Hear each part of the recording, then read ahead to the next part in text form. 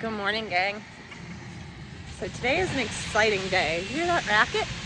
We're gonna get closer, but not too close. It is no surprise that here on the homestead, we don't have a whole lot of pasture space. We have 10.5 acres, and probably slightly better than half of it is in the woods. So last year we went up by hand and we moved an entire section of brush by hand. We did that in the early spring and it took us a long time, but we did manage to get a space cleared, and we actually used that space for the cows, for their winter area. Well, I wanted to get up there and get more cleared by hand, but with everything else that I have going on, I cannot manufacture the time to do that. So Jeff found this guy. No, he was moving a tree limb. Now, we're way down here, so the size of it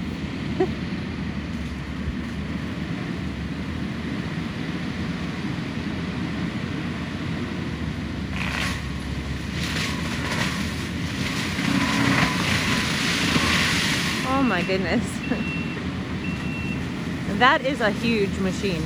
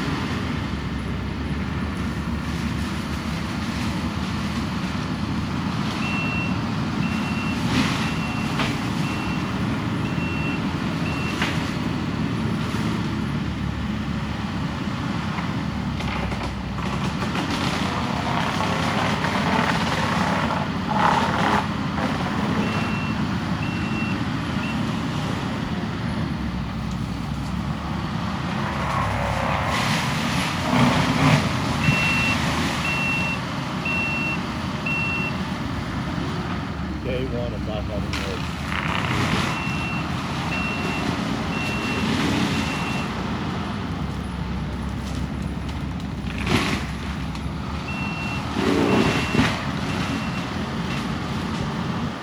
So we're not taking out every last tree, obviously. We're making a silvo pasture, so there will be tall shade trees mixed in. But for the most part, I'm going to take you down here, clear from the action, and show you how dense this is. And then we'll come back and we'll look after he's done. I think he's doing today and tomorrow. Okay, hold on, let me turn you around again.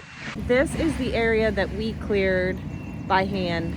The cows wintered here, so there's a couple rose bushes I need to weed eat. But you see there's a line of trees here that I can't get into brush hog this to keep it clear. So we did this area, and that's just essentially what we want this to be, you know, nice shade trees, but enough sunlight that the carpet, the underground here, can get growth that the animals can graze. But this is what we have. This is what we're dealing with. This dense, you can't even walk through it. So if I can get rid of that, man, I'll be doing good. So we'll see what happens. He's gonna take out some of these little spindly trees and just leave us nice, tall, big, thick ones. Anything that's leaning and dangerous is going to be gone. Very exciting stuff. Okay, well, I don't have my tripod, so just me holding my phone, but I thought I'd bring you up here and show you a little bit. Now this is not done. He only worked for 2 hours. The poor guy got his machine stuck. But this all looked like that. And now it looks like that. So he said when he comes back, all these big pieces on the ground, he'll mulch up real nice. But it's the whole way back there. Yeah, he got a lot done in 2 hours. So really, really excited with that. He'll come back as soon as it dries up some, but it was pouring. You can see how he was sliding. It was pouring while he was up here, and it just got too slick. That wasn't here when he started, so. Anyway, that's what we got done so far. I'm really, really happy with it. Just looks so good. Yeah. Man, it is a most beautiful sunset tonight. There's just something so romantic about a sunset over a red barn. Gosh, looks even better with that trailer in front of it. Hey everybody. It is much later in the day, and the weather has gotten very beautiful throughout the course of the day. Sorry, I'm trying to sit you guys down so I can open the door here of Super Beastie. We went to Lowe's. And I got some stuff for the garden. We also got another sack of pea gravel so I can work on the path, which is awesome. Let's sit you down here and show you. So my garden is organic. I don't use any kind of chemicals or anything like that. But you still do have issues with pests and diseases, and you still obviously need fertilizers at some point. So in the past, I've used the Garden Safe brand. You can get this at your box stores. I really like this for an insect killer. It kills just about dang on near everything. And let's see here. I can show you the list. This whole thing right here is the list of pests that this takes care of. I don't like to use anything for pests until I actually see them, because I feel like any type of pesticide, whether it be organic or non-organic, is going to deter your good pests. You want your ladybugs and things like that to come into your garden, your lightning bugs. They eat a lot of the aphids and things that plague your plants. So you don't really want to deter them. You want them to come naturally. But right now I'm dealing with cucumber beetles. I've found a couple of them, and I really don't want this to become a super huge issue. So I went ahead and got this. Actually, I got a couple of them because your girl's got a lot of plants. So, oops. A couple of those. Also, we have in the high tunnel that soil is still needing some amendments, and we went ahead and got Miracle Grow Organics, and it's really high in potassium. I need potassium in there. Some of my leaves are starting to turn kind of purple, so we got a couple of these. These were also on sale at the box store for $5 something, so I got 2. So we are going to go ahead. I'll fertilize probably in the morning, but I'm going to go ahead and spray my plants tonight with this. I'll take you guys into the garden. These are up in the woods, and they are bringing logs back that were salvaged from the deforester guy that was here earlier. He had to use his chainsaw to cut some stuff down so he could get out because he got stuck. Our little China skid steer is bringing stuff back like an absolute champ. And, well, I think we've come up with a name for him. Most machines around here are girls, but this is a him. And anyways, my pet name for it might not be everybody's pet name, but my pet name for this machine is Bruce.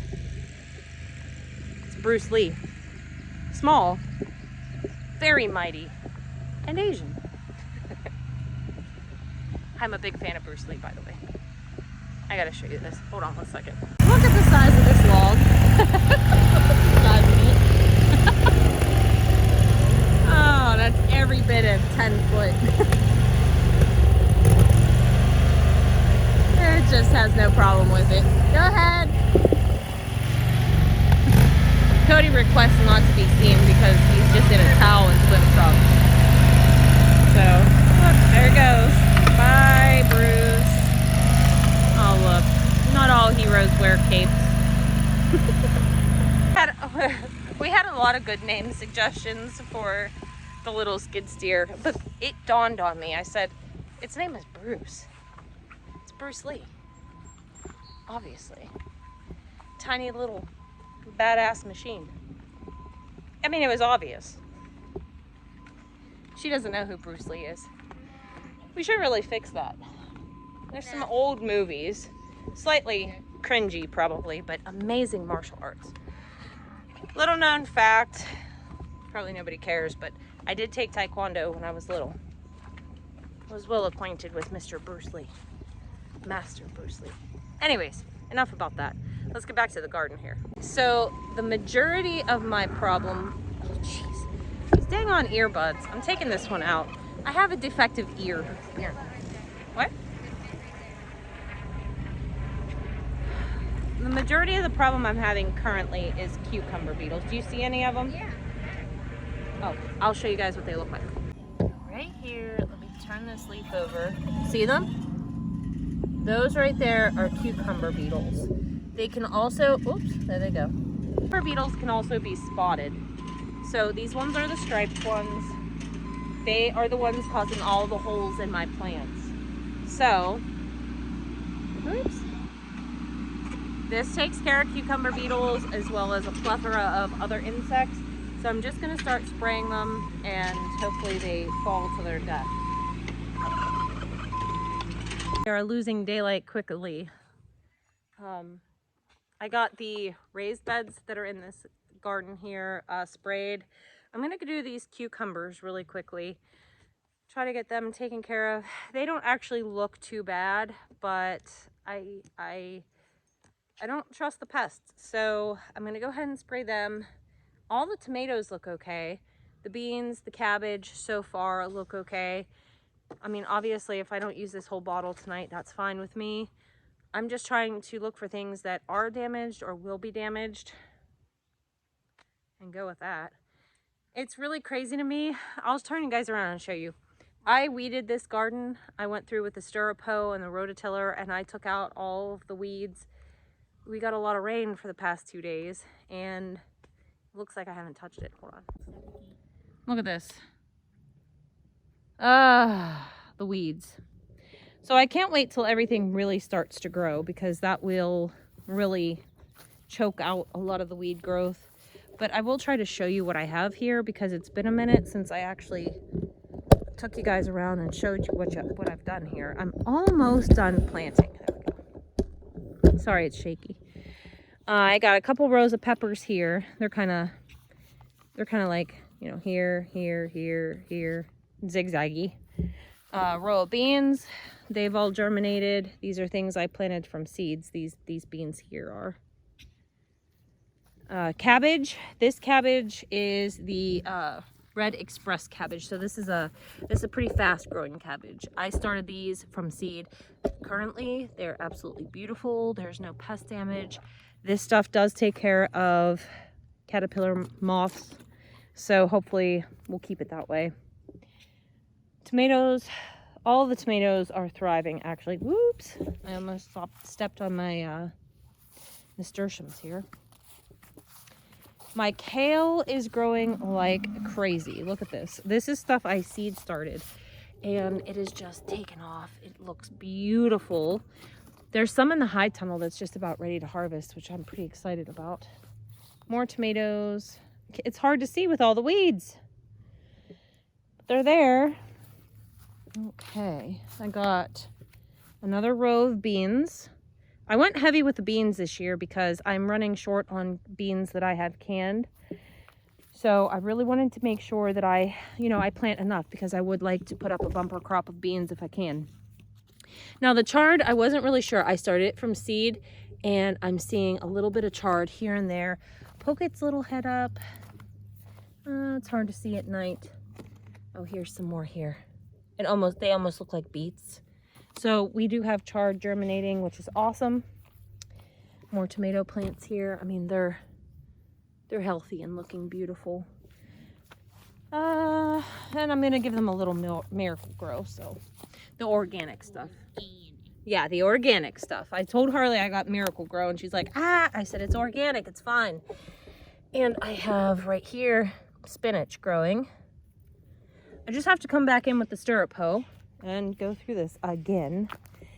Check out this beautiful pink celery. I know it might be kind of difficult to see. Look at that.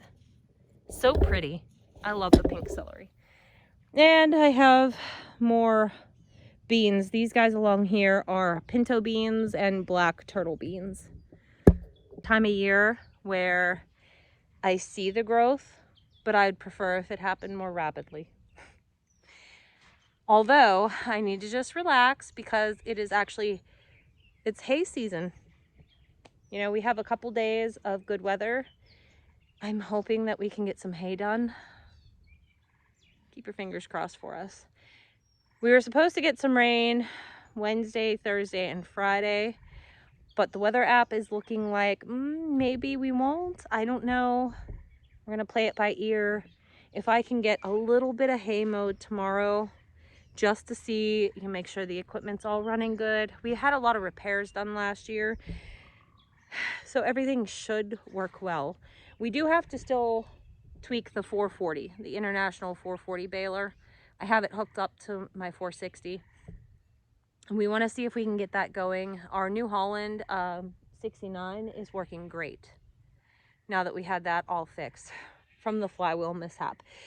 If you weren't around last year and you missed the flywheel mishap, I'm going to make it short for you. I was baling hay and then I wasn't because the flywheel rolled down the hill. Yeah, that was terrifying. I never want to relive that again, but we got it fixed. So it's basically a new baler because all of the working mechanisms are replaced. We were lucky that everything inside the pumpkin though was still good. Like all the gears were good, but you know, all the little working parts needed replaced on that. So the New Holland 69 it's like a new baler. It works fantastic. Fingers crossed it continues to. Yeah, don't jinx it. But the 440 we would like to work too because Cody can use the 69 with his H and bale. And if I can get the 440 to work, then I can use the 440 with the 460 and we can bale twice as fast. So that's the goal. But actually my long-term goal is to fix the 440, get it working, sell it, and get a small 4x4 round baler. I'm always thinking ahead. But regardless, we just need to get what we have, make sure that it's working properly, get a small field baled, and I will feel super, super successful. We will see. Yeah, we never got a small field baled. Yeah. If we can get a small field baled without major catastrophe, that's going to be a huge win. You know, keep your fingers crossed for us. Because this is it's stressful. I look forward to baling season. I love spending the day riding on a tractor out in the middle of nowhere, baling hay, listening to music. It's wonderful. But it gets super stressful when things don't work. Not these alphabet series. They always work. It's that back there. I wouldn't say, oh, okay, yeah, I guess. The alphabet series. The international. The farmalls. Reliable. Yeah, when they made the farmalls, they made those tractors to last 100 years, which they are. When they made our tractor, the 460, they really screwed up. The 460 and the 560 almost bankrupt International Farmall. You can look that up if you want more information on it, but the 460 and 560 series were not built up to snuff.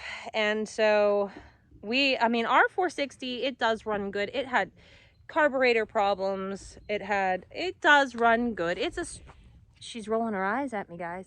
I'm not rolling them. I'm just looking at her like. It is a strong machine when it is running properly. Yeah. And since we've had it, it hasn't run properly. However, we have taken it and got much repair done. So Plus, yeah, well, and Cody, so we took it to the tractor place to get fixed. Tractor place, Hetrick's. They are awesome, but they are very busy. They were supposed to work on the carb. They were supposed to give it an oil change. They were supposed to do some things. It came back still not quite right. So Cody is very mechanically inclined, and he loves all things tractors. You know, the boy is 17 and his dream job is basically flipping equipment. He wants to get broken down stuff, fix it up, and resell it. And I think he's going to be good at that because he took the 460, he flared the power steering line because that was no good. He found out that there was no crimp or no crush ring on the oil filter when they did the oil change. So that could be why we were losing pressure and overheating last year. So they replaced that. What else? Jeff, is that you? Yep. What else did we do to the 460 to get it to run? The crush ring on the oil filter, flaring the power steering line.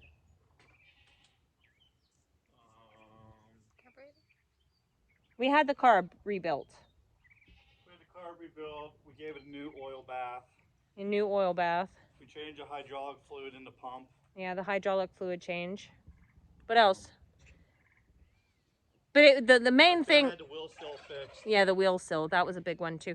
But the main reason why it was overheating and stalling last year, we think, was the crush ring on the oil filter housing.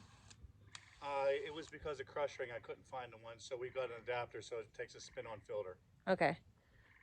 So we got that addressed. So hopefully, because that's why I couldn't bail last year. That's why Cody had to finish that one field with the H, is because it was losing oil pressure as I was using it, and it was getting hot. It was dropping down to like 10 psi pressure.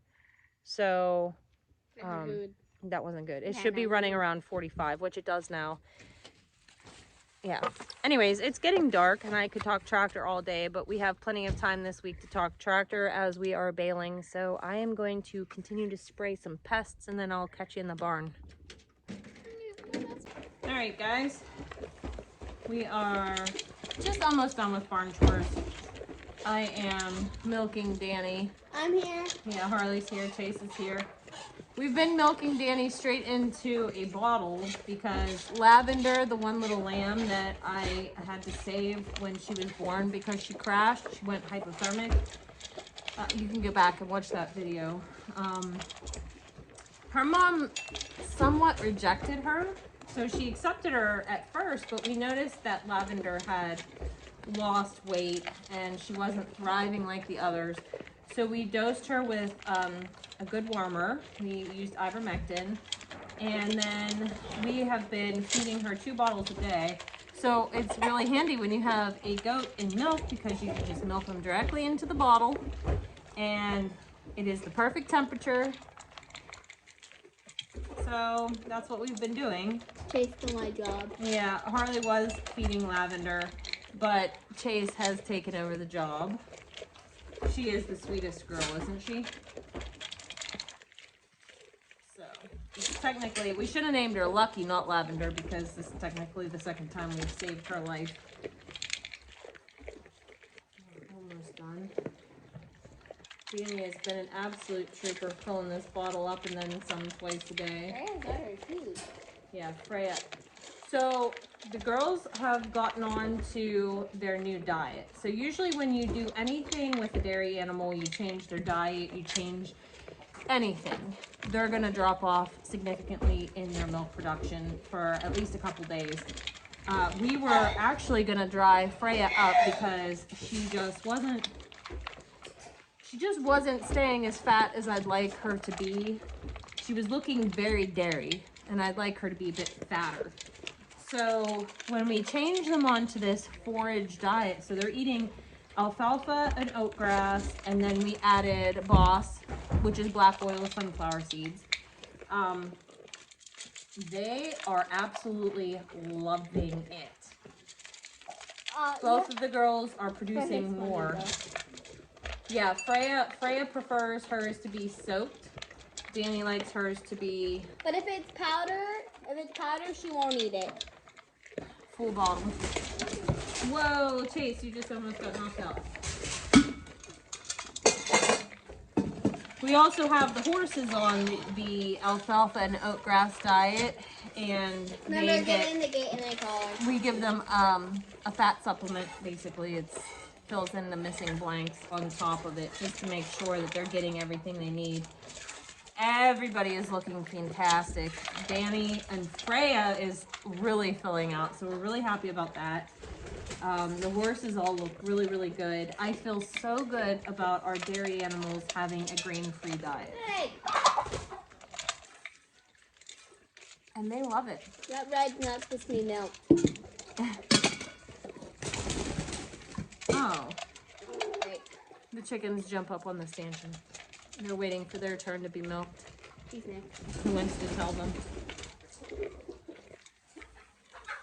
Who wants to tell her? It's not your turn. These chickens. Where would I be without my chickens? We have found so many broody chickens over the past few days. I'm likely going to have an army of red chickens. Okay, so It's just nice though, hon. there's like one under a house that has 20 eggs. This is red 167. Off you go. Say goodbye to the fans. Say goodbye. Bye. Go ahead. I gotta put Danny away. So yeah, I'm really, really pleased with how the goats are looking, how the horses are looking on this diet. Freya is filling in up here. So it is very common for a dairy animal, especially one that's in production, to have their pin bones kind of show, and even a little bit along their spine. That's very, very typical. Ooh, Freya. People sometimes that aren't familiar with dairy animals that think they should look like meat animals will think that these animals are skinny, which isn't the case. It's just simply that they're very, very dairy. However, I don't love for my dairy animals to look like that either.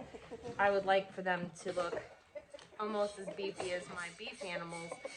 So finding the right diet for them where they'll thrive is very important to me, and I would say that Freya is thriving because I feel like, even though I cut her back to milking once a day, I feel like she's providing us with more milk now than she ever has, plus she's filling out. So it just goes to show that it doesn't matter how much of a cereal grain diet you feed, it's not always the right choice. In fact, I tend to lean on the side of cereal grains are not great for your animals. They aren't really genetically meant to eat those types of things. They're meant to eat grasses.